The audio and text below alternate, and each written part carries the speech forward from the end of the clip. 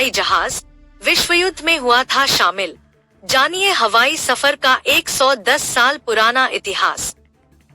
MP news time में आपका स्वागत है। खबर मध्य प्रदेश के रीवा से है, जहां देश के प्रधानमंत्री नरेंद्र मोदी आगामी 20 अक्टूबर को देश के 7 नवीन एयरपोर्ट का लोकार्पण करने वाले हैं।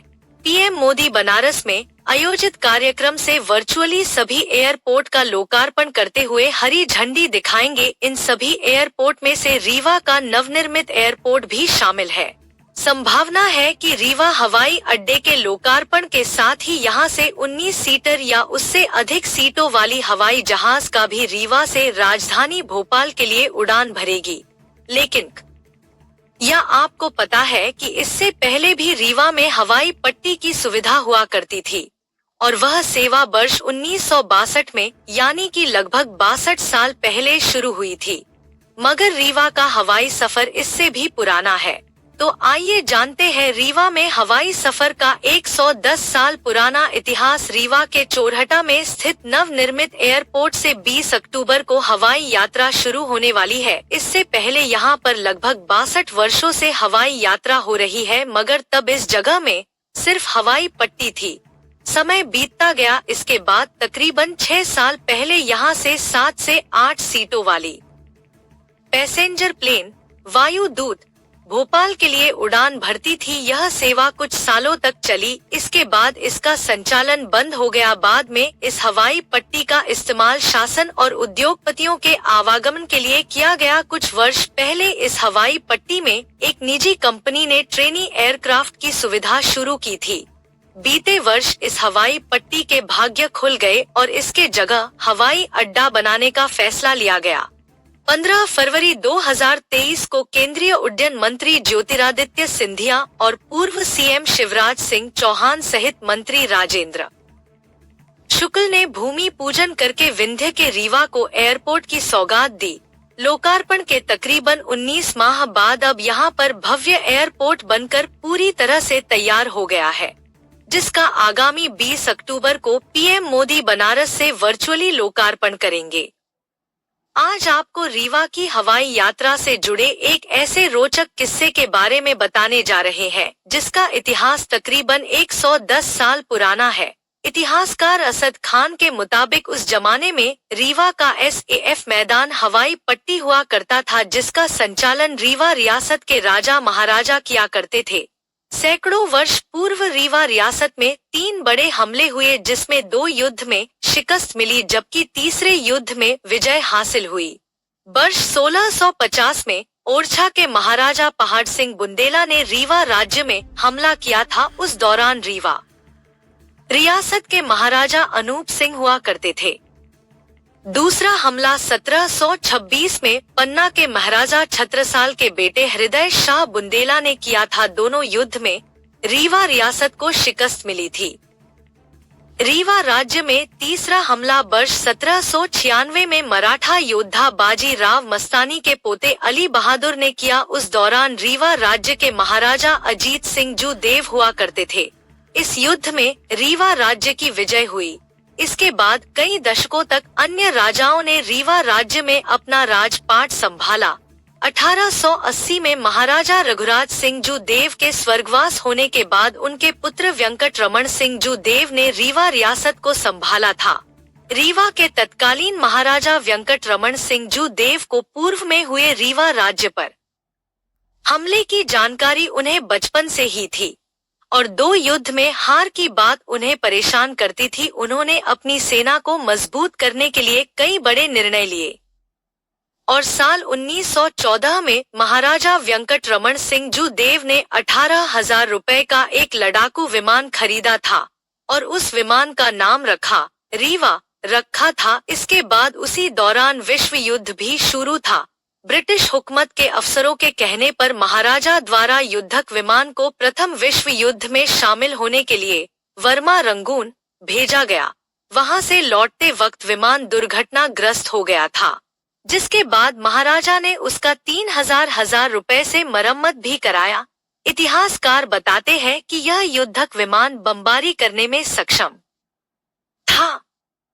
इस इसके बाद वर्ष 1915 के दौरान 22,500 में एक और लड़ाकू विमान मंगाया गया जिसका नाम बांधवगढ़ के नाम से बांधव रखा गया था। राज्य में शामिल हुआ और उसका नाम रीवा रियासत के बघेल राजवंश के नाम पर बघेल रखा गया था। इन विमानों को उड़ाने के लिए विदेश से किसी पायलट को नहीं बुलाया गया। इसके लिए भारत से ही 3 ब्राह्मण पायलट को चुना गया था। तीनों पायलट लखनऊ और प्रयागराज के थे, जिन्हें ट्रेनिंग के लिए इंग्लैंड भेजा गया था। महाराजा वेंकट रमन सिंह ने अपनी सेना को मजबूत करने के लिए कई बड़े निर्णय लिए थे। उस दौरान रीवा रियासत की अपनी सेना हुआ करती थी, जिसमें 27 बेड़े हुआ करते थे, जबकि 28वां बेड़ा सोलंकी स्क्वाड्रन वायु सेना का था।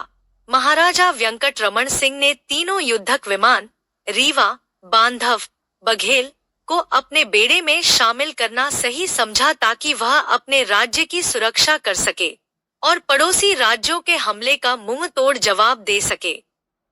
बताया गया कि प्रथम विश्व युद्ध के बाद इन जहाजों को रीवा के एसएएफ मैदान में स्थित वेंकट बटालियन, जो आज 9वीं वाहिनी विशेष सशस्त्र बल के नाम से जाना जाता, वहां पर रखा गया था। इसी स्थान से वह उड़ान भरते थे और वापस लौटकर लैंड हुआ करते थे। इसके अलावा एसएएफ मैदान पर ही रियासत की फौज रहा करती थी।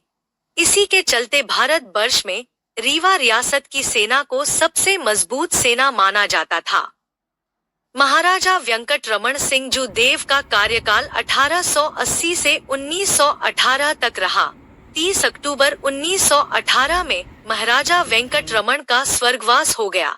इसके बाद वेंकट रमन सिंह के पुत्र महाराजा गुलाब सिंह ने अपना राजपाट संभाला, जिन्हें आधुनिक भारत का चाणक्य भी कहा जाता था। उनका कार्यकाल 1980 से 1946 तक रहा।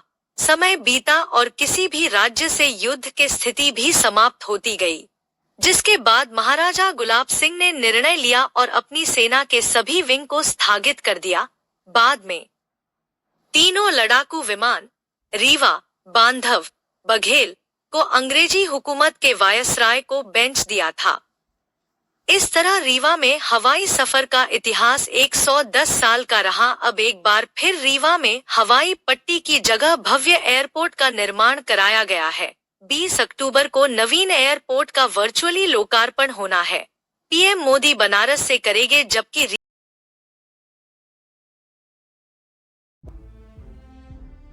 रीवा राजघराने के 3 जहाज थे। रीवा राज में 3 जहाज थे। एक का नाम था रीवा, दूसरे का नाम रखा गया बांधव, तीसरे का नाम रखा गया बघेल।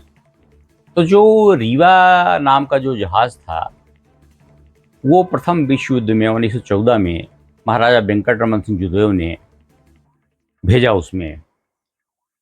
तो ये जहाज़ वहाँ पर बर्मा रंगून गया और वहाँ पर दुर्घटनाग्रस्त हो गया। एक हिस्सा उसका क्षतिग्रस्त हो गया था। तो उसको रीवा लाया गया और वो टेक्नीशियन बुलाए गए, मैकेनिक बुलाए गए और उसको रिपेयर करके ठीक करवाया गया। फिर दूसरा जहाज़ महाराजा वेंकट रमन सिंह जूदेव ने 1900, ये जो रीवा नाम का जहाज़ है, इसे 18,000 रुपये में 1914 में महाराजा वेंकट रमन सिंह जूदेव ने 13-14 में ख़रीदा था। 1915 में दूसरा हवाई जहाज़ 22,500 में महाराजा वेंकट रमन सिंह जूदेव ने खरीदा और उसका नाम रखा बांधव। क्योंकि रीवा नरेशों की जो गद्दी संचालित जहाज़ होती रही है, उनका जो राजधानी थी वो बांधवगढ़ थी, इसलिए उसका बांधव नाम दिया गया। तो बांधव भी जो है ये वर्ल्ड विश्व युद्ध में गया है 1914 में। और तीसरा जो जहाज़ था उसका नाम था बघेल। ये 3 के तीनों जहाज़ ये बमवर्षक जहाज़ थे, लेकिन इनको उड़ाने के लिए एक जो सबसे ख़ास बात रही है महाराजा रीवा की, तो उन्होंने किसी विदेशी से इसे नहीं उड़वाया, कोई विदेशी पायलट नहीं बुलाए। उन्होंने इलाहाबाद और लखनऊ से 3 योग्य ब्राह्मण बच्चों को बुलाया जो बड़े काबिल थे पढ़ने में। उन तीनों को इंग्लैंड भेजा और इंग्लैंड में 2 साल की कड़ी मशक्क़त के बाद, कड़ी मेहनत के बाद वो तीनों जो थे पायलट बनकर रीवा आए। और तीनों ने अपनी अपनी जहाज़ें संभाल ली। ये जहाज़ें, ये मौजूदा जो एसएफ का मैदान है, पहले वो वेंकट बटालियन का मैदान था, रीवा स्टेट की, जहाँ पर फौज रहती थी, फौज पलटन रहती थी, ये मैदान था। तो ये यहीं से लैंड करते थे, यहीं से उड़ते थे। ये तीनों के तीनों जहाज़ें यहीं से उड़ते थे। जहाज़, ये बमवर्षक जहाज़ रखने का जो रीवा में सबसे बड़ी वजह थी, ये रीवा महाराजा वेंकटरमन सिंह जुदेव ने सुरक्षा के दृष्टि से इन तीनों जहाज़ों को खरीदा था। दरअसल इसके पीछे की कहानी ये है, इसके पहले की, कि महाराज छत्रसाल, जो इनके पहले की कहानी है, ओरछा महाराज। ओरछा महाराज ने 1650 ईस्वी में रीवा महाराजा अनूप सिंह पर हमला कर दिया था।